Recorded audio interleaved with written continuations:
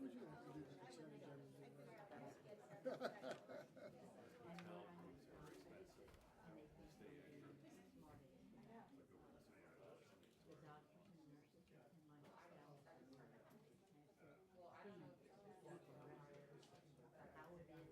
What it is and what you're doing. I feel like it's when they came off. We didn't.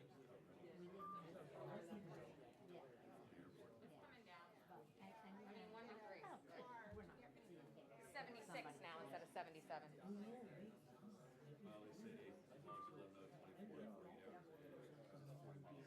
Keep the meeting short. It'll keep the meeting short.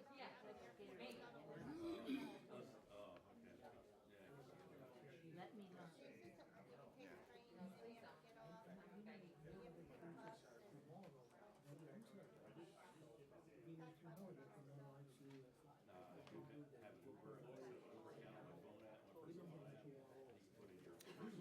I'll turn my telephone off. My telephone says 1 o'clock. Go to confession.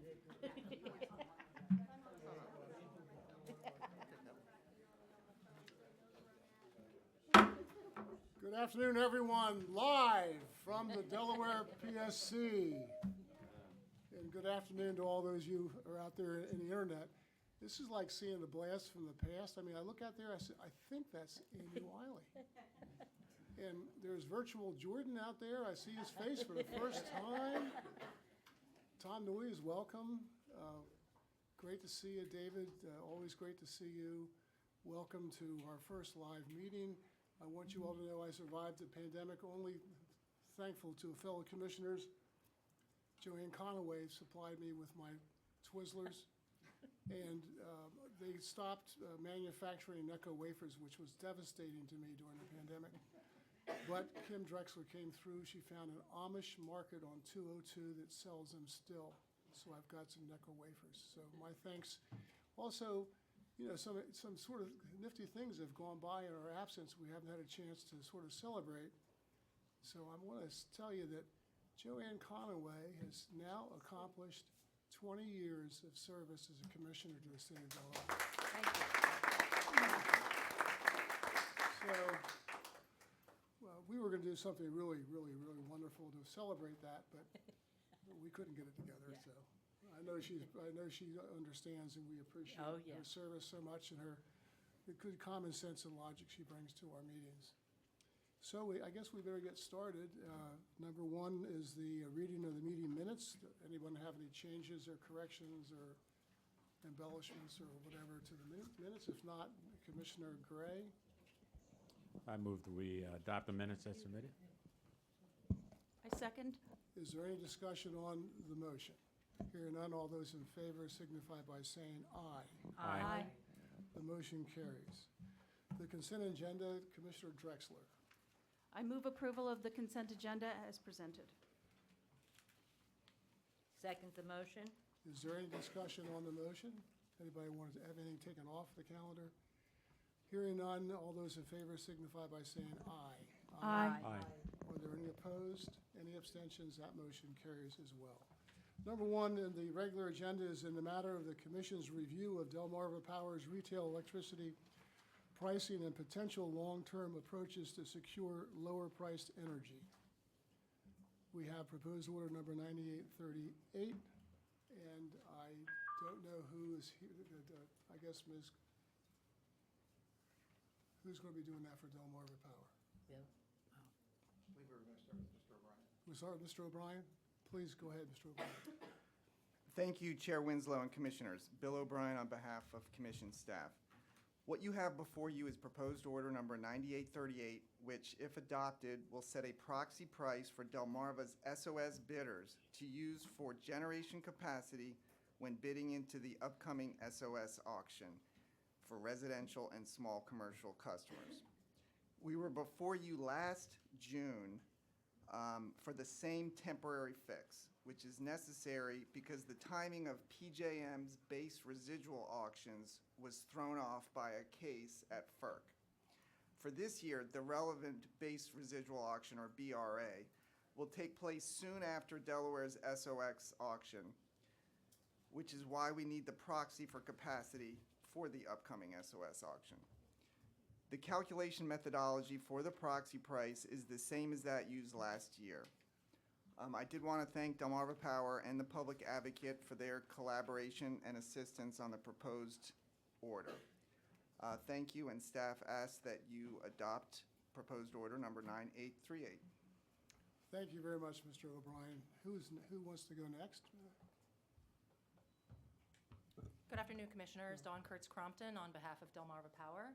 I agree with staff's recitation, and we also thank staff and DPA for working diligently through this, and as well as Ms. Knotts, and we also recommend approval of Order 9838. Thank you. Thank you very much. Mr. Slater?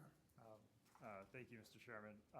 Likewise, we ask that you approve Order 9838 and thank Pam for the continued dialogue to get this moving. Okay, thanks very much. Commissioners, do you have any questions of the parties? Commissioner Conaway? Move we adopt order number 9838 as presented. I second. I seconded. Is there, well, doesn't appear to be any discussion on the matter. All those in favor signify by saying aye. Aye. Are there any opposed? Any abstention? The motion carries. Thank you all very much. Number 2 is in the matter of the adoption of rules and regulations to implement the provisions of 26 Del Code Chapter 10 relating to the creation of a competitive market for retail electric supply service. And we have Mr. O'Brien from staff for this matter.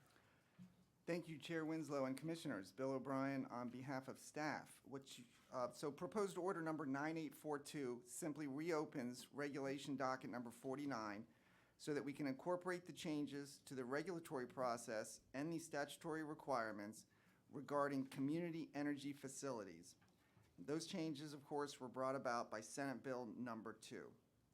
There is one correction I need to make.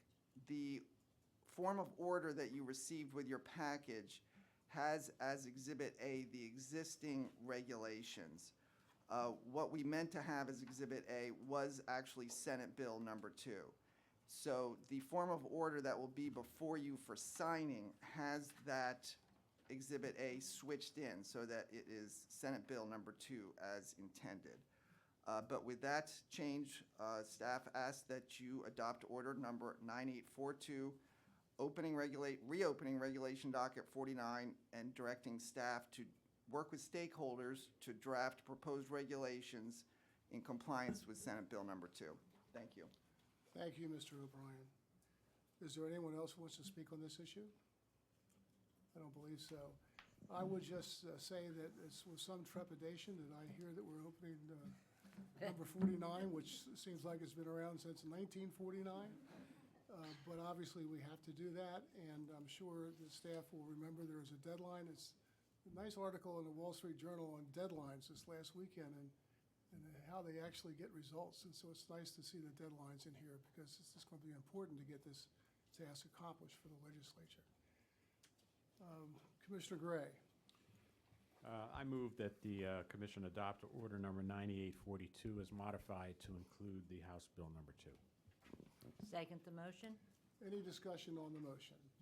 Hearing none, all those in favor signify by saying aye. Aye.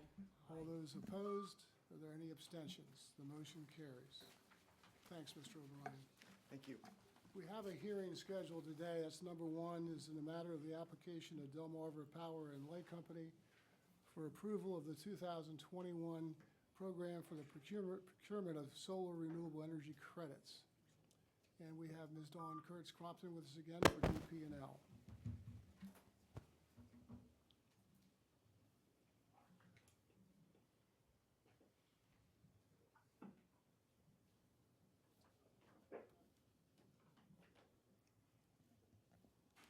Good afternoon, Chair Winslow and Commissioners. Again, Dawn Kurtz Crompton appearing on behalf of Delmarva Power and Light Company. On the phone with me today is Glenn Moore, Vice President and Director of External Affairs for Delmarva Power. Mr. Moore, could I just get a sound check and make sure that you're present? I can hear you if you can hear me. Great, we can hear you. Thank you, sir. We thank the Commission for the opportunity to present our application for the 2021 Solar Renewable Energy Credit, or SREC, procurement program, which was filed by Delmarva Power on May 5 of this year, based upon the recommendations developed and approved by the Renewable Energy Task Force. The application included a program outline for the 2021 procurement program, a form of the SREC transfer agreement showing proposed changes from the 2019 agreement, and Delmarva's supplemental report in support of the program, which addresses the specific changes made from the program from 2019 to 2021, which were based upon recommendations from the Renewable Energy Task Force. The 2021 application also addressed a number of legislative changes that were made in 2021 to the Renewable Energy Portfolio Standards Act, or REPSA. Notice of the filing of the application was published in the Cape Gazette, Delaware State News, and the News Journal on May 28, 2021. Affidavits of publication were provided to the Public Service Commission via Delafile on May 10, 2021. Now to turn to some housekeeping. I have copies here of an exhibit log containing the pre-filed exhibits in this docket that was previously circulated amongst the parties. If you would like for me to approach, I can certainly present the exhibit log to the Commission. Present them to the secretary, if you would, please. Are there any objections to the admission of the exhibits? I assume not. No objection. The exhibits are entered without objection. Thank you, Your Honor. One note with respect to items number 4 and number 9 on the exhibit list, which are the written comments and the PowerPoint from the Caesar Rodney Institute, respectively. For the record, Delmarva does not object to their inclusion in the record and their consideration by this commission, but it is DPL's position that they have not been qualified as expert testimony and they are not being admitted as expert testimony.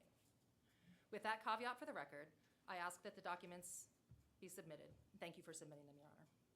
At this time, I would like to call Glenn Moore as the witness on behalf of Delmarva Power and ask that he be sworn. Mr. Moore, do you swear that the testimony you're about to give shall be the truth, the whole truth, and nothing but the truth? I do. Can you please state your full name for the record? Glenn Allen Moore, And Mr. Moore, by whom are you employed? Delmarva Power. And what do you do for Delmarva Power? I am the Regional Vice President for Delmarva Power. And what does your role entail? I'm responsible for all external relationships with Delmarva Power, as well as Delmarva Power's participation in communities it serves.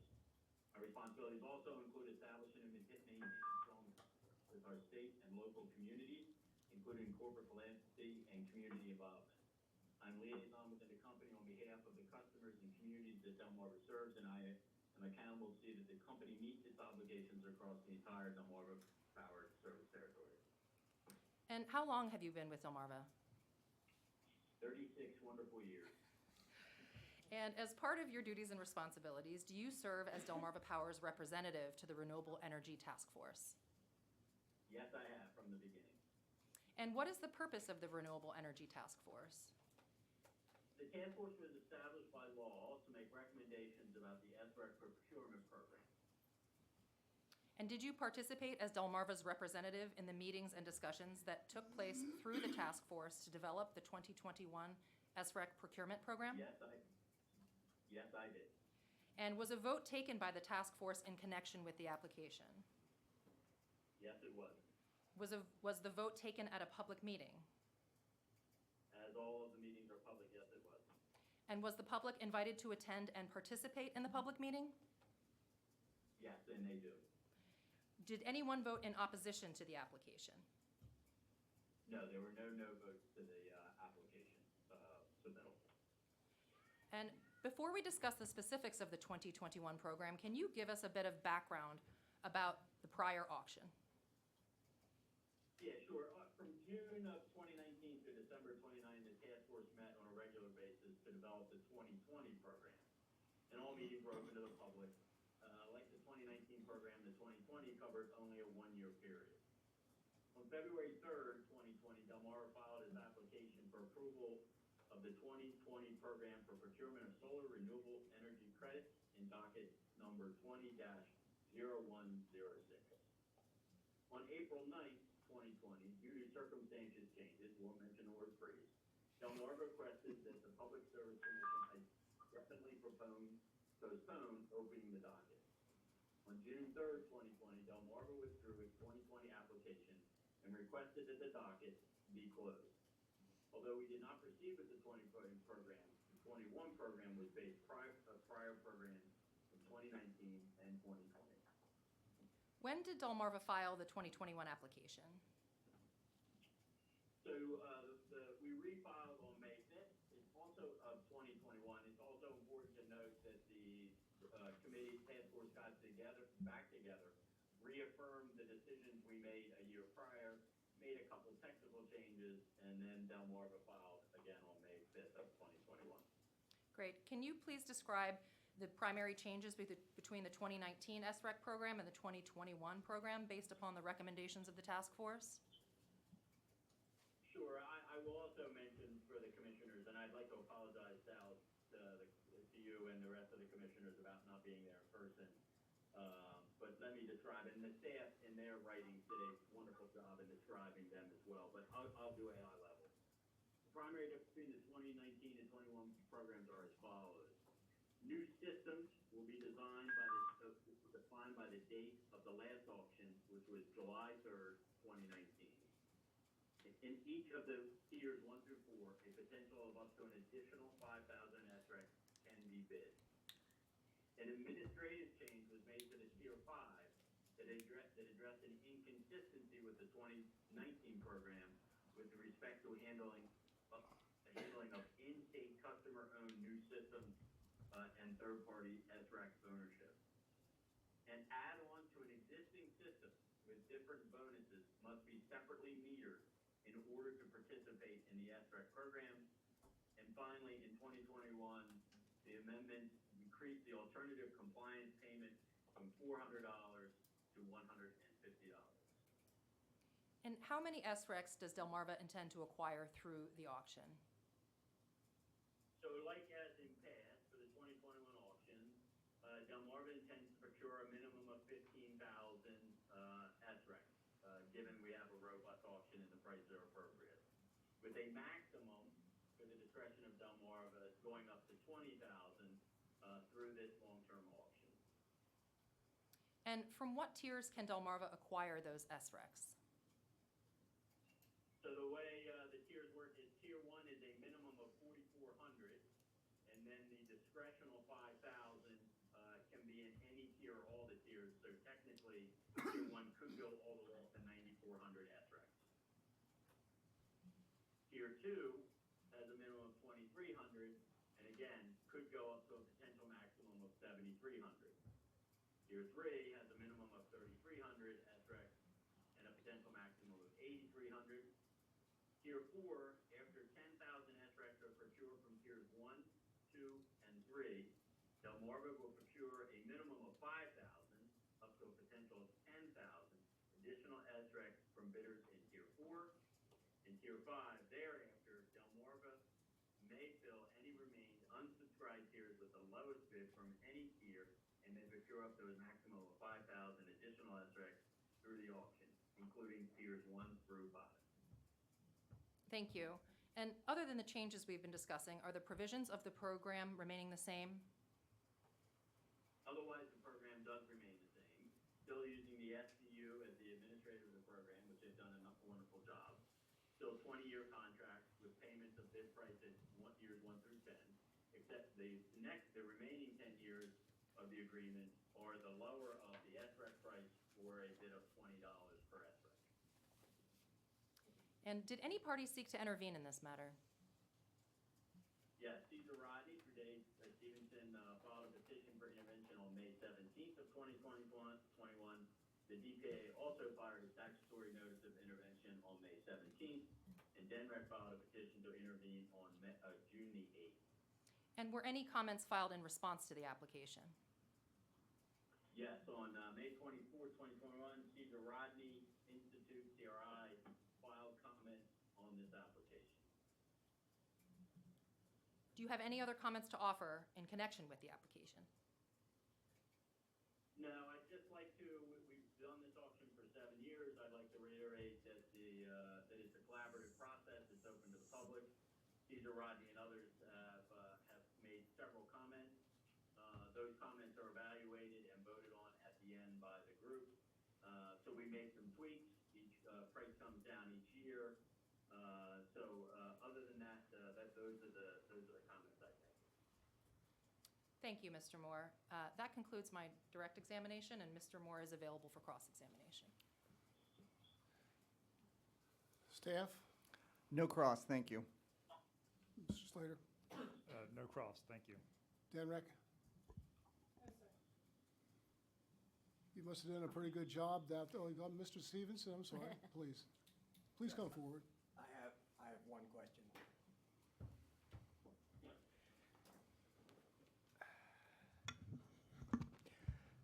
Hi, Mr. Moore, good to talk to you.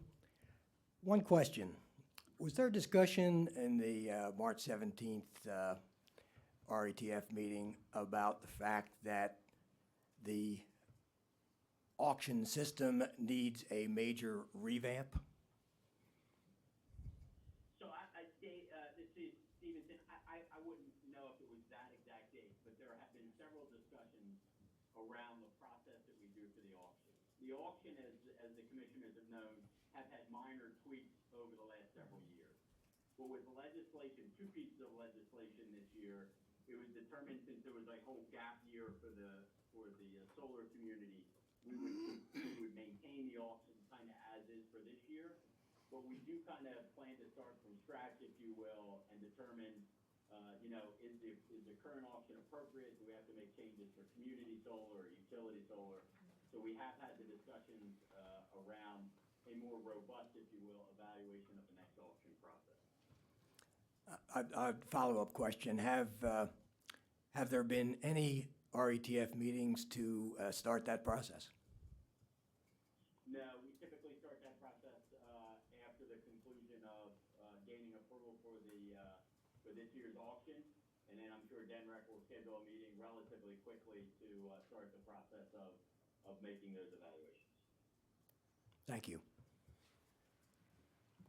Any other questions from the parties? Commissioners, do you have any questions of Mr. Moore?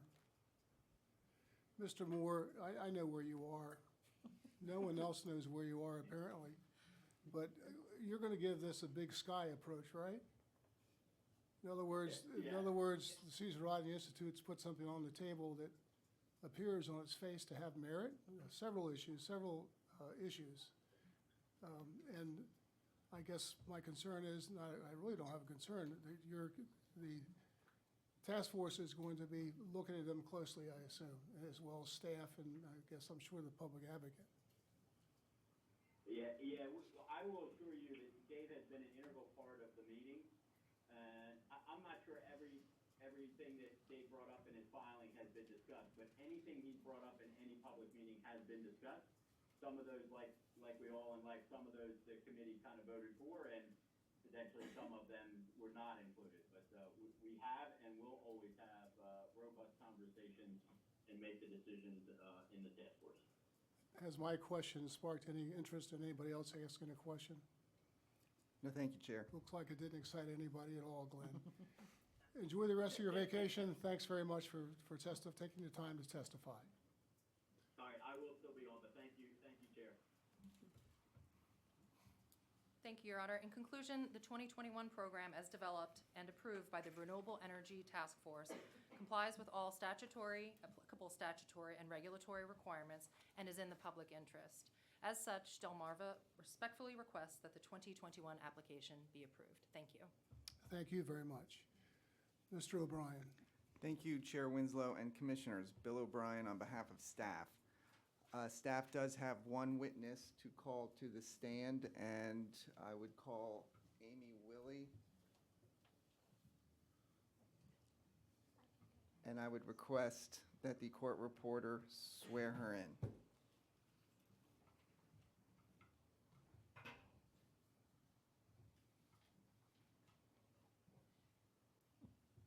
Please raise your right hand. Do you swear that the testimony you're about to give shall be the truth, the whole truth, and nothing but the truth? I do. Thank you. Please state your name and address. My name is Amy Willie, and my business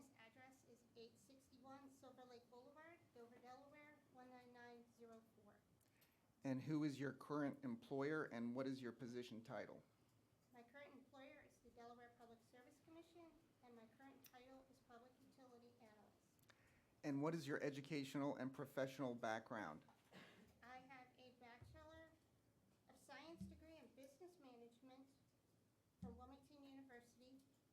I have been employed with the Public Service Commission for over 2 years now as a Public Utility Analyst, and I have prior 12 years contract sales experience, which included but was not limited to the analysis and preparation of contracts and various financial documents. And what was your role in this proceeding? I was the case manager on this docket and reviewed the application for Delmarva's 2021 SREC procurement program. And can you describe what this proceeding is about? On May 5th, 2021, Delmarva filed the application for approval of the 2021 program for the procurement of solar renewable energy credits.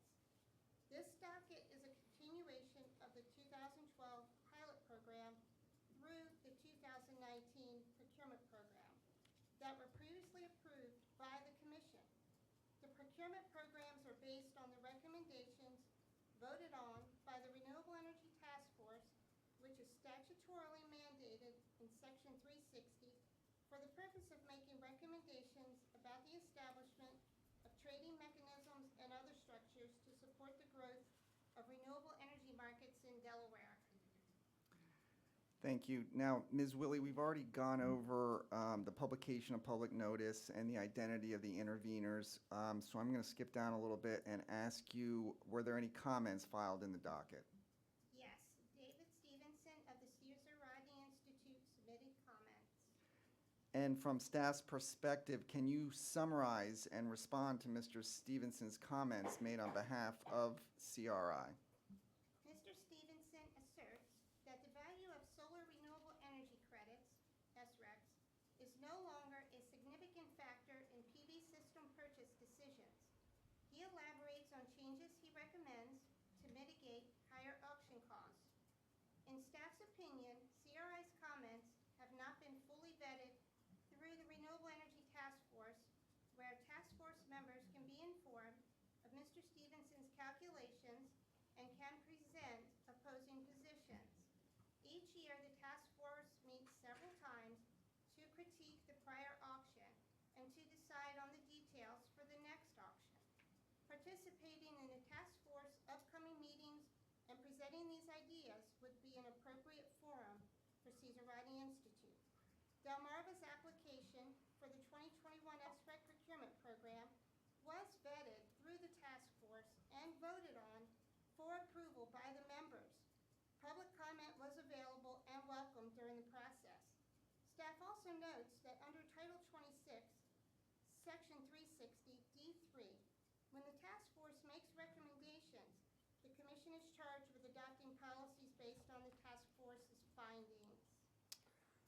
So what was the nature of your review of Delmarva's application? I reviewed the changes from the 2019 program as well as the documents for this 2021 program to make sure the application was complete and included all the Renewable Energy Task Force approved recommendations and was consistent with the straw man that was voted on and approved by the task force. So what did you find as part of your analysis? The primary differences between the 2019 program and the 2021 program, and some of these were touched on by Mr. Moore's testimony. I found that new systems will be defined by the date of the last auction, which was 7/3/2019. In each of tiers 1 to 4, a potential of up to an additional 5,000 SRECs can be bid. An administrative change was made to Tier 5 that addresses an inconsistency with the 2019 program with respect to the handling in-state customer-owned new system, third-party SREC ownerships. An add-on to an existing system with different bonuses must be separately metered in order to participate in the SREC program. And the 2021 REPSA amendments decreased the alternative compliance payment from $400 to $150. So what are your recommendations? Staff supports Delmarva's application for the 2021 program because it aligns with the task force recommendations and it complies with the Delaware Code, the Commission regulations, prior orders, and applicable law. Staff participated in the meetings of the task force where the changes to the procurement process were discussed and approved. Delmarva included these changes in the application. For these reasons, staff respectfully recommends that the Commission approve the 2021 program. And do you believe that your recommendations are in the public interest? Yes, I do. I would like to note that if the 2021 program is not approved, Delmarva would still be required to procure SRECs in the spot market to meet its RPS obligation. As the Commissioners are aware, Delmarva is the Commission-regulated electric company and therefore is responsible for procuring SRECs to meet the statutory RPS requirements. So if the commission does not approve the 2021 program today, Delmarva would rely on the spot market to meet its RPS obligation. And typically, at least from what we've seen in the recent history, the spot market prices are typically below auction prices. So why does staff support the task force recommendation for approval of Delmarva's 2021 SREC auction? First, as noted earlier, the task force considers all proposals as part of its annual review of the SREC procurement program, and staff supports the collaborative task force process that resulted in its recommendation. Second, the statute requires the task force to consider certain factors that are supported by the auction process but are not supported by the spot market.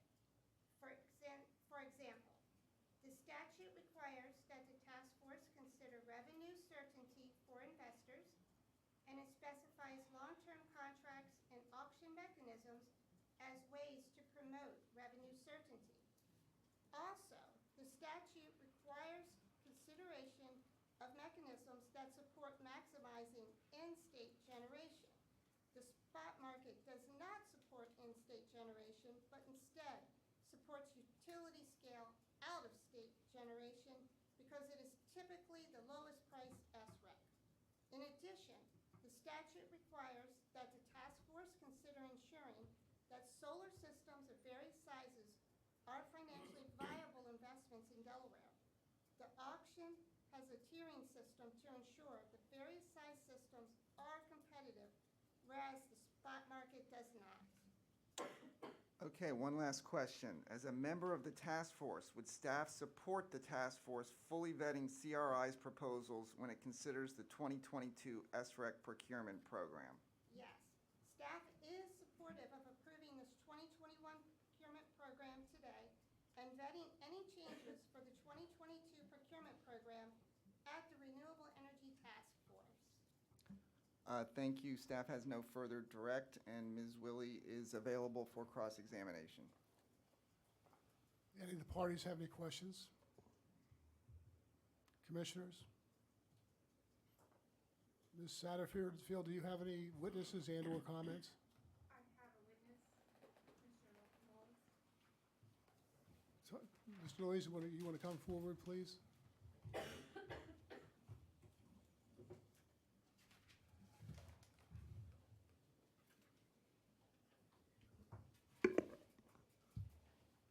Thank you, Chairman Winslow.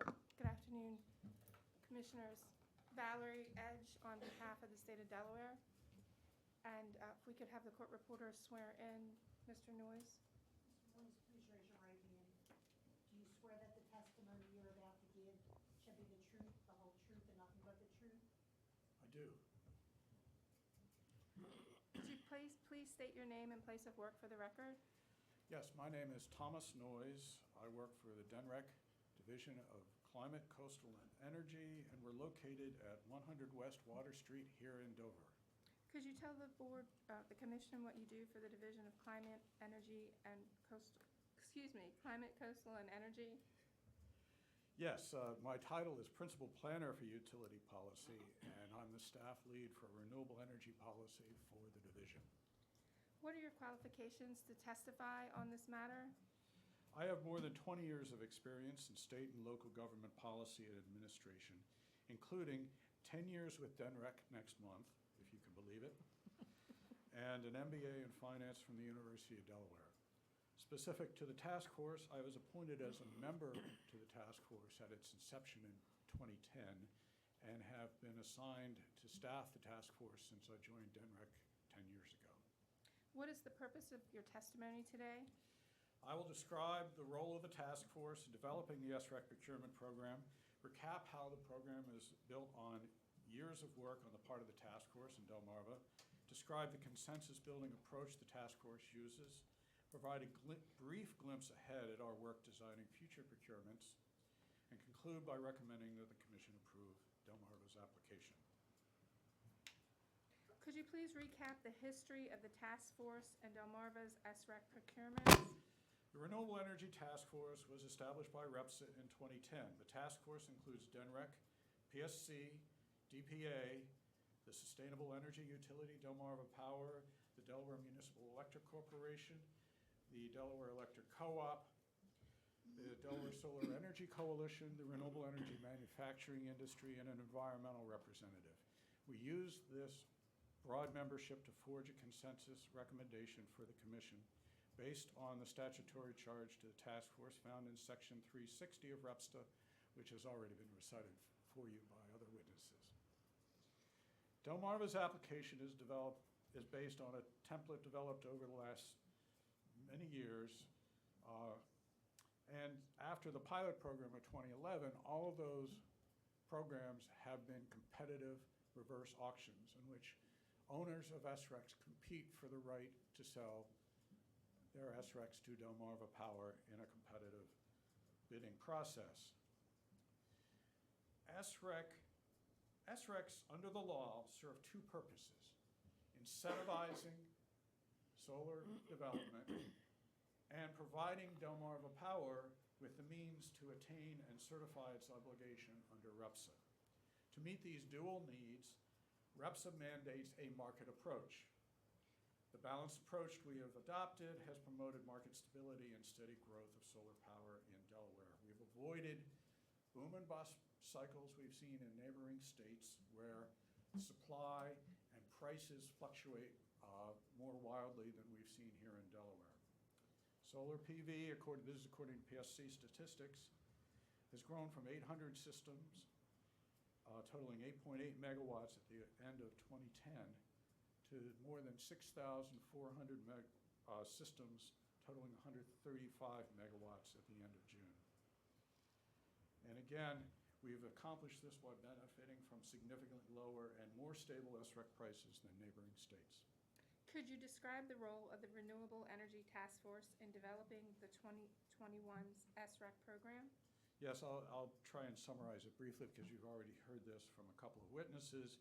We met after the 2019 auction to review the results and do the next procurement.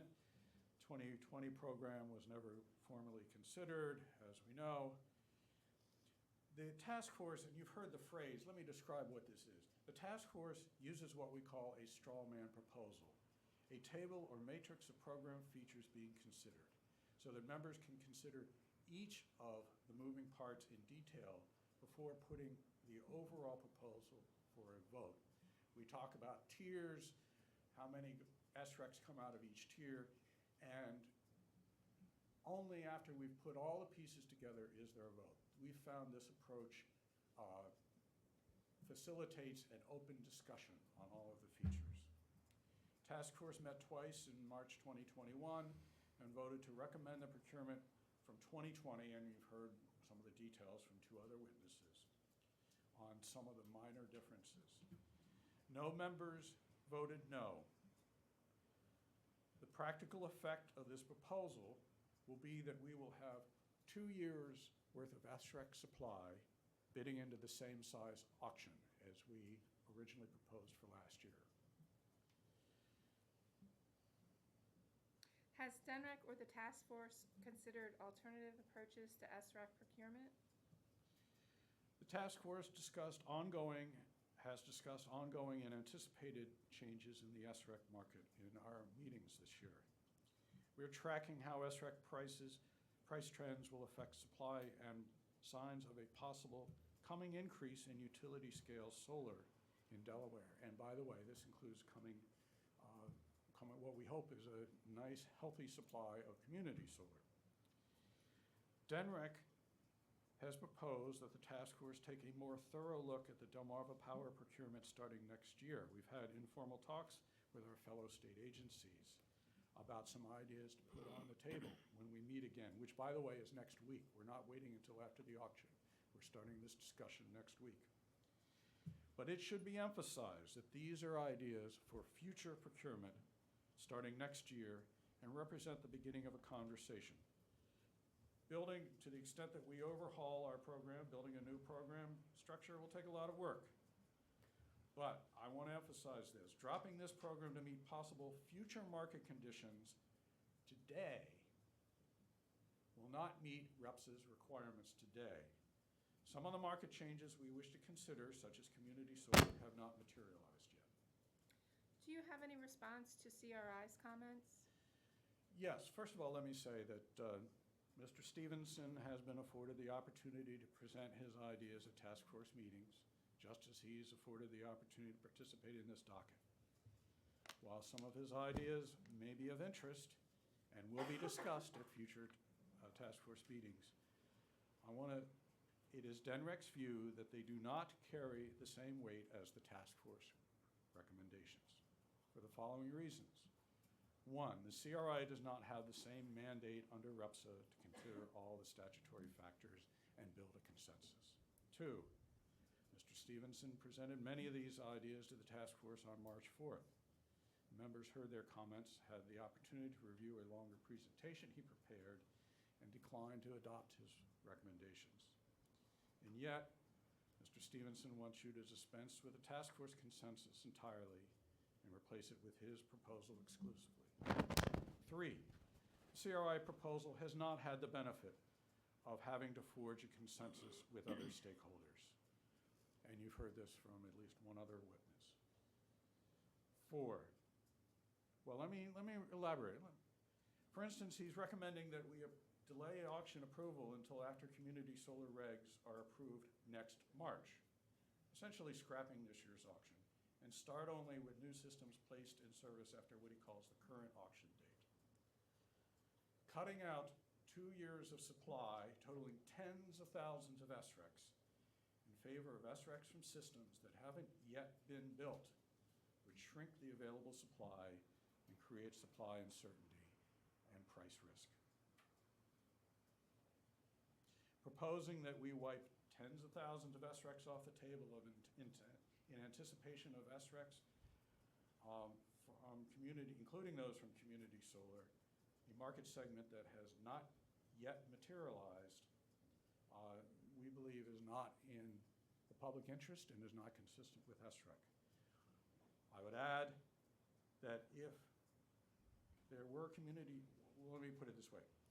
I would also add, if you look at the proposed auction, there is nothing that prevents any utility scale systems from bidding into the auction. It's right there in the application. Four, Mr. Stevenson's ideas are best addressed at the task force, and we're committed to entertaining those ideas. To the extent his ideas have merit in the eyes of task force members, they can be incorporated into plans for future procurements. Could you tell us what you think of CRI's cost analysis of PV installations? I'll just say this. Our job is not to get the cost of installations just right, and there are some factors driving costs higher, just as there are some factors driving costs lower. But instead, we promote a market. We let the market sort it out. Why not institute a GEF pre-buy program as CRI recommends? GEF meaning Green Energy Fund, using that grant program to establish an alternate way to funnel SRECs to Delmarva. We discussed that program. We plan to put it on the table when the task force meets. We do not have the mechanism to do that right now. Could you summarize your testimony? Task force has crafted a consensus SREC procurement plan that is the result of a stakeholder process established by REPSA.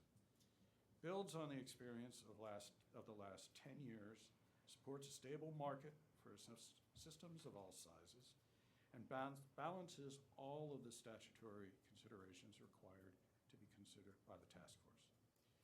DENREC respectfully requests that the Commission take note of the statutory stakeholder process, approve the 2021 SREC program as consistent with REPSA and in the public interest. Does that conclude your testimony? Yes, it does. Thank you. That concludes DENREC's direct examination.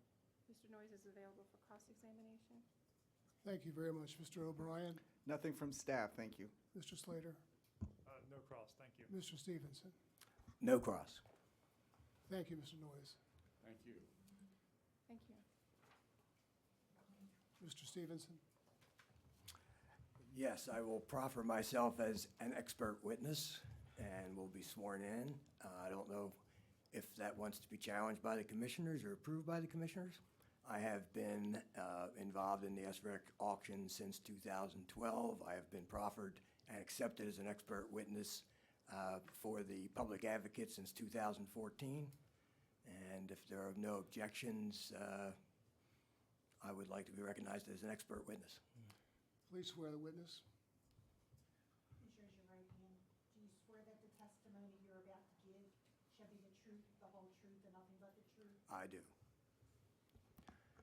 Well, first of all, it's so great to see you all again.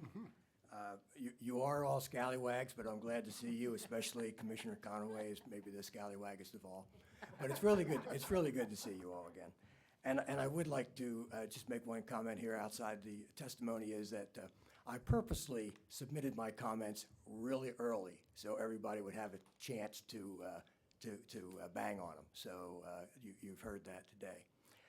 I do appreciate the opportunity here. What I am proposing today is not that you adopt my ideas.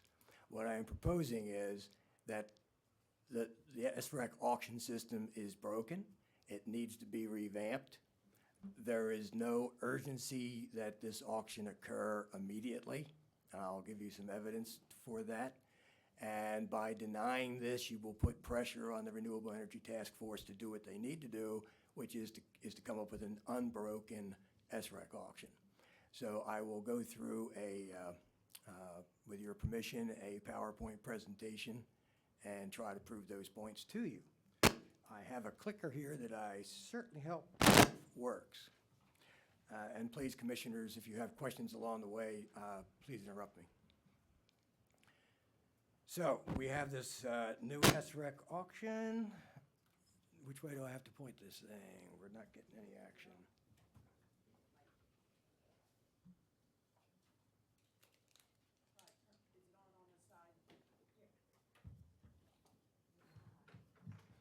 This is your equipment, by the way.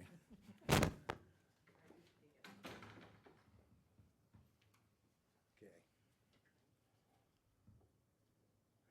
So, the reason I am bringing this up is I care about Delmarva Power's ratepayers.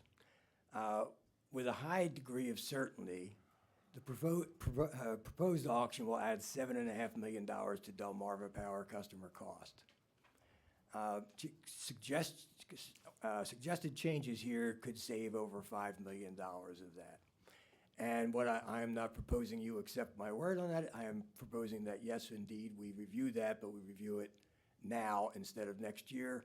I've been doing this since 2012. I can't tell you how many times the RETF has said, oh, approve this now and we'll fix it next year, and next year comes and it's another year. Frankly, I've seen enough of it that I don't believe, unless there's pressure, that they will make the necessary changes. Wrong way. So, you've heard something about what the RETF is tasked with. I'm going to put these all up quickly. The ones in red are the ones I'm concerned about. You don't have to read them all. But you've got two things that have not been done. I believe the task force has failed, and particularly in this auction, to have a minimum price for REPSA. They're not trying to minimize the cost. They're trying to get the auction done as quickly as possible. Secondly, I'll show you evidence that over the last 10 years, the task force has done almost nothing to promote utility-scale solar. The requirement here is to promote all sizes of systems. The task force has failed to produce utility-scale solar. So first of all, just a little extra review here on the proposal for 2021. You have the numbers which you've heard before, but I put next to it the 2019 average bid price. And you'll notice you've got $39.05 for Tier 1, $24.74 for Tier 2, $39.44 for 3, $41.85 for 4, and the out-of-state systems and existing systems were at $12.65. I will talk about this later. These numbers from 2019 are sending a strong price signals of what people should bid in this current auction. So I think there are some oversights in this auction. Number one, there's no auction support for utility-scale solar. The U.S. is 61% community-scale solar. Delaware is 30%. DEC and DMEC use of utility scale has kept compliance costs below 3%. I know we have, legislature has repealed the freeze. I think that was a mistake. But back in 2019, we estimated Delmarva's compliance cost at 19%, while both DEC and DMEC are still under 3%. The primary reason for that is I believe, is the use of utility scale solar on a wide spread. And then, of course, they didn't have to deal with Bloom. Systems interconnected since last auction had purchase decisions that had to assume no SREC value based on the PSC freeze and should be considered existing systems. That is contrary to what you have heard from other witnesses.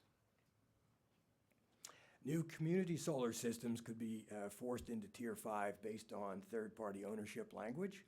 Regulatory processes need to be complete before an auction is scheduled.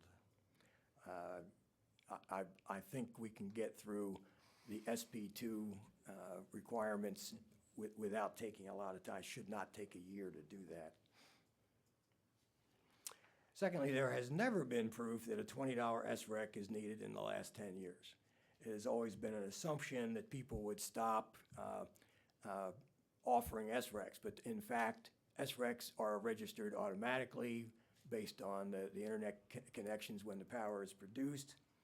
And if it's a $10 SREC and a resident makes 10 SRECs a year, which is typical, you're looking at $100 worth of SRECs. If it's $20, it's $200 SRECs. The reason people keep their systems running in the last 10 years is they're saving $1,000 to $1,500 a year on electric bills. It's not because of the last 10-year program. By just going from $20 to $10 would save ratepayers $1.5 million. To point out, 2019 for Tier 5 wound up at $12.65, so people are obviously willing to accept the lower numbers.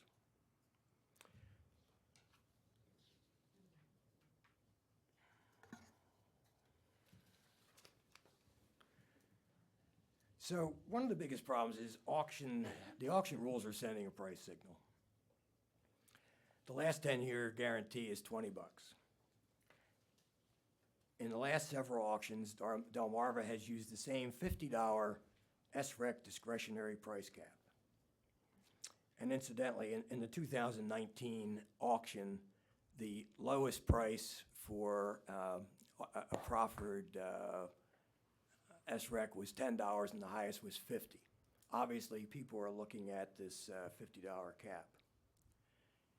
In the last auction, the bids were around $40.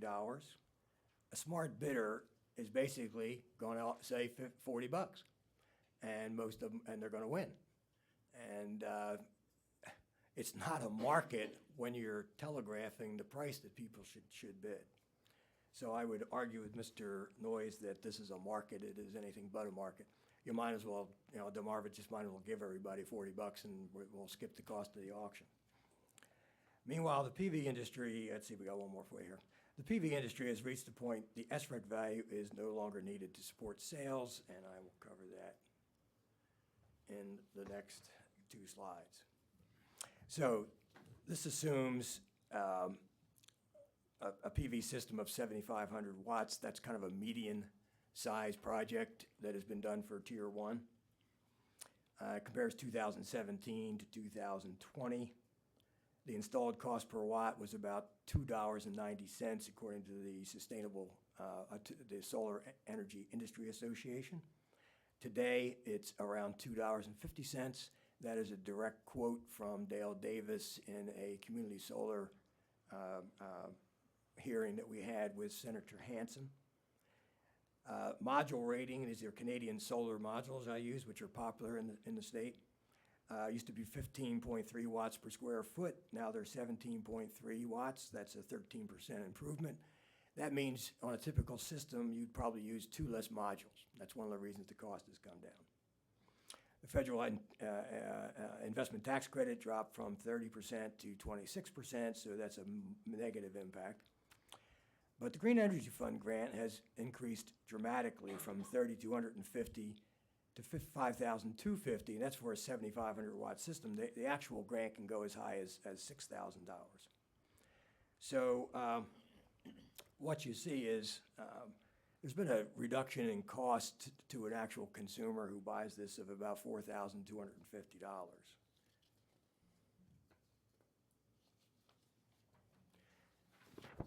So the next piece of this is just an analysis of the cost to a consumer.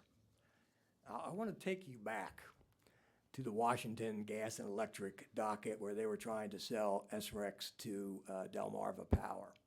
And Chairman Winslow and Commissioner Conaway, you were here for that docket. You may recall it. It was the first time I was an expert witness for the public advocate. Commissioner Conaway, I remember you moving up in your seat and saying, "I can't wait to hear this." It was the first time we had collaborated. But the reason I was able to forecast, as you recall, the deal was Washington Gas and Electric and Delmarva were ready to settle at $150 an SREC for Tier 2 SRECs. There was an auction 2 weeks off. I estimated that it would occur and it would be $75 per SREC in the auction. It actually came in at $74. Consequently, Delmarva and Washington Gas and Electric settled for a much lower price, saved ratepayers $2 million. That was based on this kind of analysis. I did the exact same thing. I have been accurate on other auction prices for the same reason. What this basically shows, without going through every number, is that back in 2017, you needed SRECs to justify buying solar panels for your roof. The metric that has been used since time began on these solar systems is you want a 6 to 7 year payback or you're not going to sign on the dotted line as a homeowner. And to get that, you needed a certain SREC price. Well, I've run the same numbers with today's cost, and a 0 number is what falls out. There is no money necessary. You can get a 6 year payoff with a 14.5% return by buying panels right now with all the subsidies that are available. You tell me, and I would like, if you have a suggestion, where can I get 14.5% in my IRA? I'm getting 2 if it's in a bond fund. So, this is a very high return. SRECs simply, the sales are not needed to incentivize sales. They haven't been needed in utility scale for some time. So, any questions on that? I'm not going to go through every number or waste your time. So, the other question then we can look at is, we had no auction last year. What happened? Did the market collapse? And suddenly I've lost, there we go, thank you. So this is showing Tier 1 sales, which is our primary motivation when Tom talks about 6,500 systems, probably 6,400 of those are Tier 1 systems. So we're really talking Tier 1 in a lot of these arguments. So 2018, we did 4.3 megawatts, 456 Tier 1 projects. This is based on Pam Knott's monthly report of what systems have actually been connected. These are calendar year numbers, and the numbers for 2020 come from Pam's February report. So you had 4.3 megawatts, 456 in 2018. It went up in 2019 to 4.6 in 508. I would submit that was the last year of the 30% ITC, and there was a certain rush to participate before that dropped to 26%. 2020, without an auction, we had 4.3, the same as 2018, and 461 systems, basically the same as 2018. There was a little bit less in Tier 3. So I would submit, based on this, that by not having an auction, we didn't see the market collapse, and if we delay the auction this year, we're not going to see the market collapse. So finally, here are some recommended changes. And we've got to get rid of sending these price signals. And I think there's only a couple of things that are going to work to get rid of those price signals. And one is to have just 2 tiers, in-state and out-of-state. It is a suggestion I would like the task force to consider. I made that suggestion as a public comment at the end of the meeting.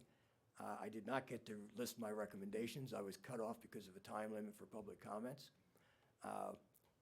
The full document was submitted to the task force, but it was pretty much dismissed. It was not taken seriously. The task force is hell-bent to get this auction out because they think they need to support sales of Tier 1, and it simply isn't true. Sorry if I'm being blunt here, but after 10 years, I'm losing patience. Reduce payments for SRECs in the second 10 years to $10 a rec, maybe even $0 in the consideration for next year. That one item will save $1.5 million. Finally, define new systems as systems interconnected after the auction date to incentivize only new purchases. I agree that we want to incentivize new purchases. You don't do that by rewarding people who made decisions when these SRECs didn't look like they were going to be available. In Tier 1, acceptance of Green Energy Fund grant transfers SREC ownership to Delmarva to reward Delmarva customers who paid for the grants. Those $6,000 grants, that's coming out of everybody's pocket in Delmarva. You've got 30% of Delmarva's customers are struggling to pay their electric bills, and they're adding money to this grant. They ought to get something back for it. And what I'm suggesting is that the low value of these SRECs, what they should be, around $10, they should get the SRECs without paying again for 20 years. And then remove Tier 1 systems from the auction, which simplifies the auctions. So I have one more slide, and this has not directly involved in the auction, but I think it's time. We have this community solar project. It is something that the public advocate and I asked for a discussion on community solar and how to improve it to the task force 4 years in a row with no response. It took passing SB 2 to get the task force attention and a docket at the PSC.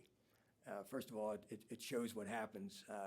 The task force gets stuck on what they're doing, and they don't necessarily look at new ideas.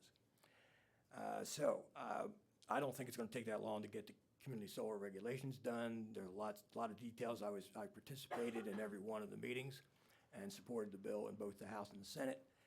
I don't think it's going to take that long. We should wait until that is incorporated, because community solar is probably, first of all, it's going to save Delmarva Power money. I think customers will be able to buy into this less than they're paying Delmarva for power.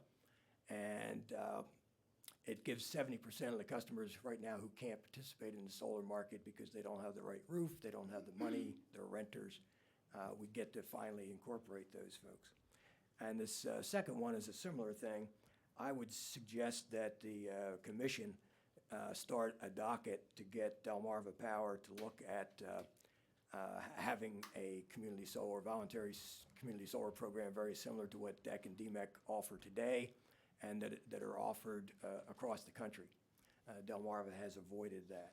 So what I'm asking you to do in summary, delay the auction, put pressure on the Renewable Energy Task Force to revamp this program and come back with ideas, and they don't all have to be mine, that are going to make this a more robust, market-based auction, and it's going to save Delmarva Power ratepayers money.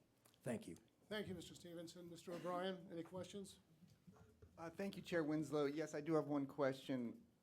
Mr. Stevenson, based on your perception and conclusion that the task force is so adamant regarding putting forth these auctions for long-term contracts, isn't there just as strong an argument that those who put in system starts in 2020 did have an expectation that they would be able to participate in a long-term auction when they put those in?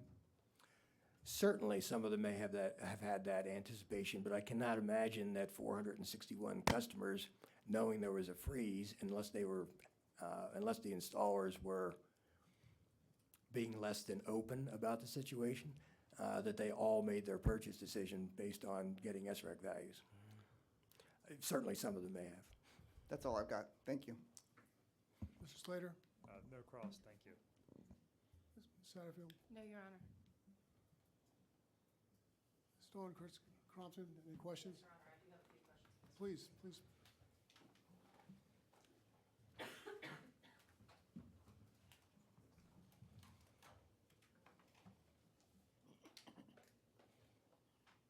If I may, I just have a handful of substantive questions, and then I'd like to address this topic of expert testimony, if that's all right with your honors. Absolutely. Thank you. Mr. Stevenson, can you please advise if you know what the average cost of the long-term SREC was in 2019? Yes, it was $32.75 was the weighted average of the entire auction. And are you aware of what the SREC price was in our neighboring states in 2019? No, I do not. Do you know if it was higher or lower than $32.75? I suspect it was higher. Okay, thank you. And if it would be helpful for the commission, I can provide a little bit of background on expert testimony and what the kind of the balance is, the weight is for admitting expert testimony, if the commission would find that helpful. I guess it would be helpful, but I think that we've heard the testimony. Okay, I'll just have a few questions then. Can you please describe, you've gone a little bit over your work experience when you were giving your testimony. Can you please provide us a brief background of your education?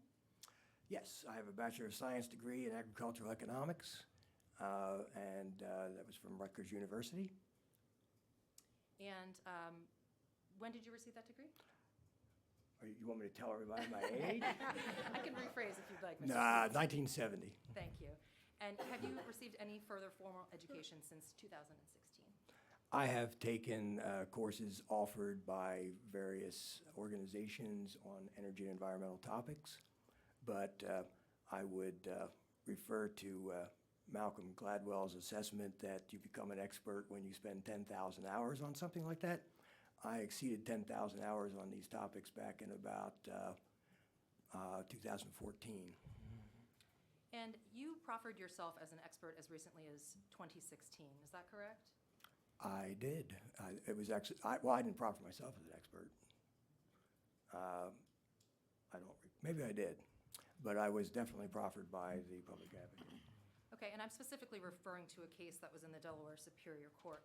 You were a plaintiff that sued DENRAC, is that correct? That is correct. And the matter was Stevenson et al. Versus Delaware Department of Natural Resources and Environmental Control et al. Correct. Civil action number S13C-12-025-RFS. Does that sound right?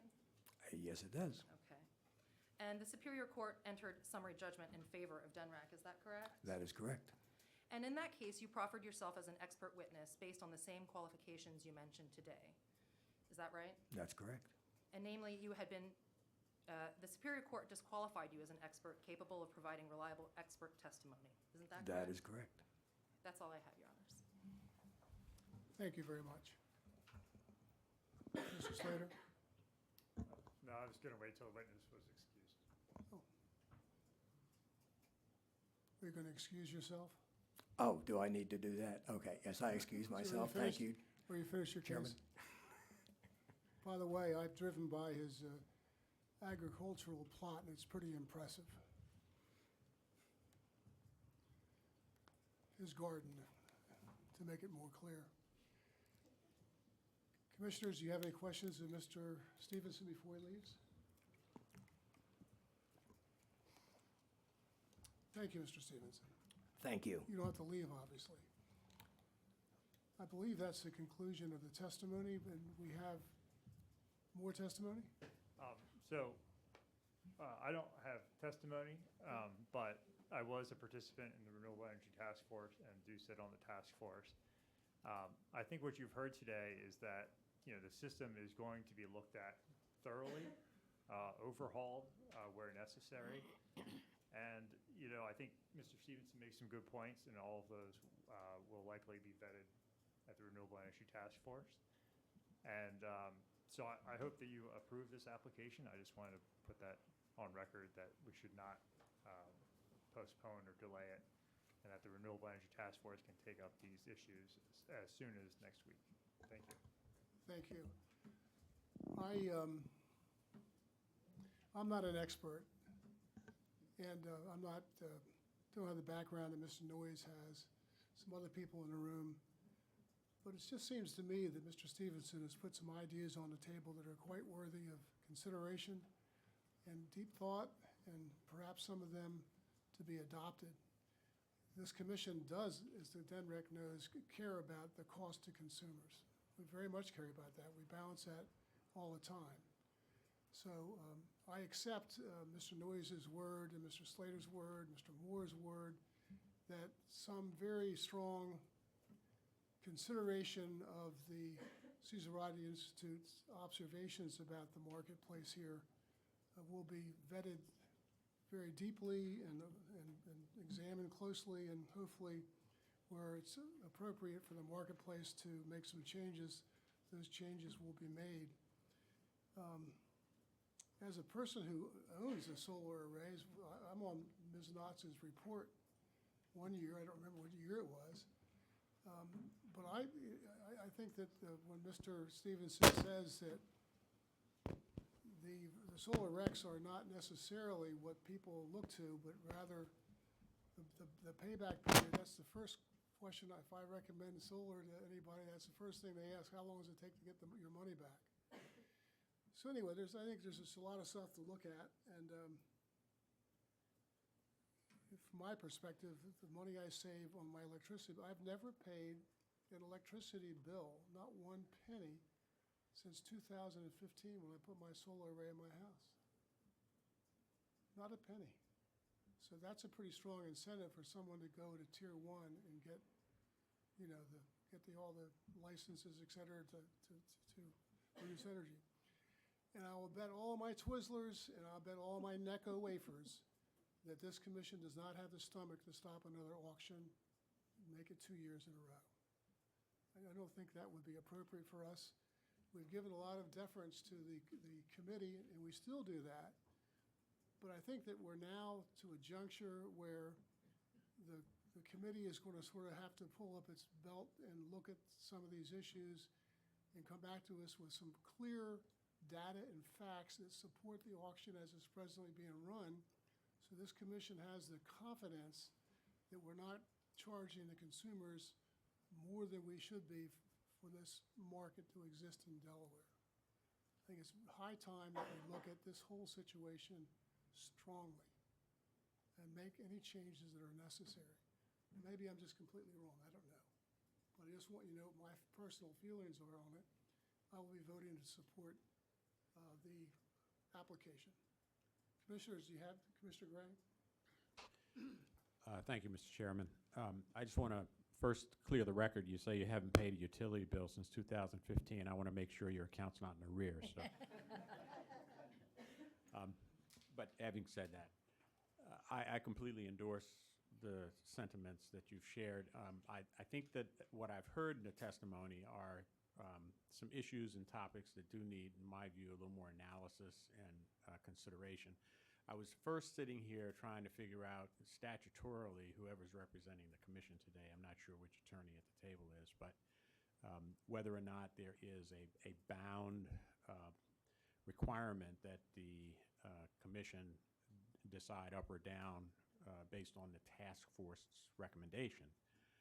And if that's the case, then that kind of would impact my path forward or the questions that I would raise. But I tend to agree with the chair. I think for those of you who follow the commission's activities, that we were in a position where we intervened on an auction not too long ago, and that was not a very comfortable journey.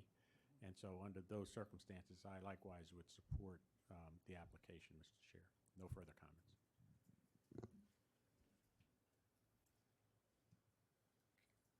Commissioner Drexler, would you like to make a motion? I move that we approve the application of Delmarva for the 2021 program for procurement of the SRECs. I second it. Is there any discussion on the motion? Hearing none, all those in favor signify by saying aye. Aye. Aye. Are there any opposed? Are there any abstentions? The motion carries. Thank you, everyone. That was a very interesting conversation. And we're looking forward to hearing the results of your conversation about this conversation.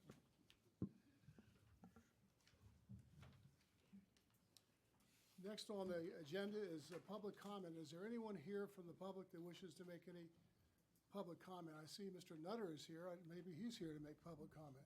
No? Okay. Mr. Hardigan.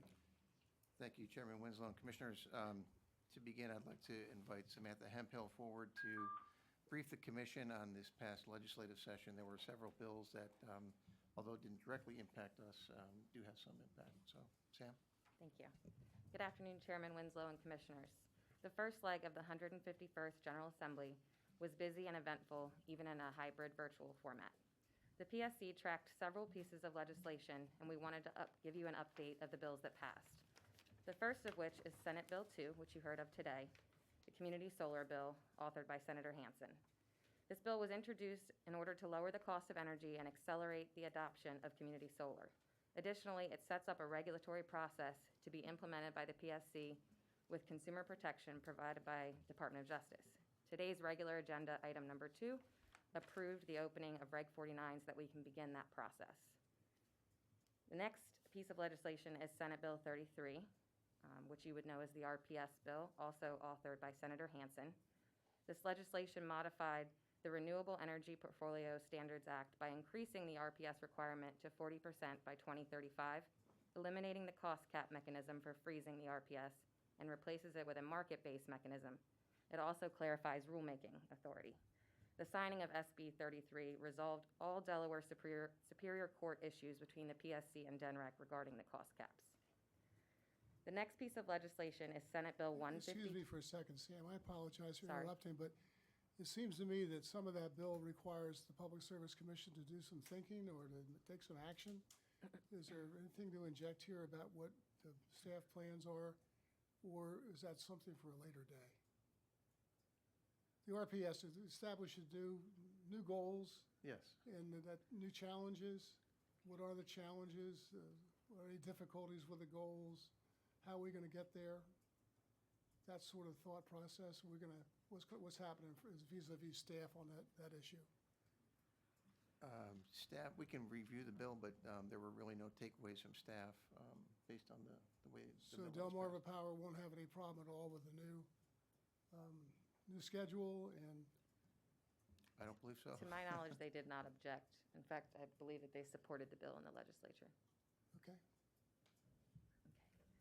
The next bill is Senate Bill 152, relating to the Utilities Coordination Council, and that was authored by Senator Poore.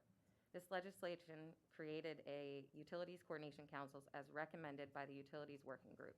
The purpose of the council is to review and recommend best practices for utility relocations on transportation projects on Delaware's highways. The next bill is House Bill 200. the Excuse me, clean- Sam. Yes, sir. Please, one question. Is this council addressing distribution utilities in the highways of Delaware, or also transmission utility? Do you know?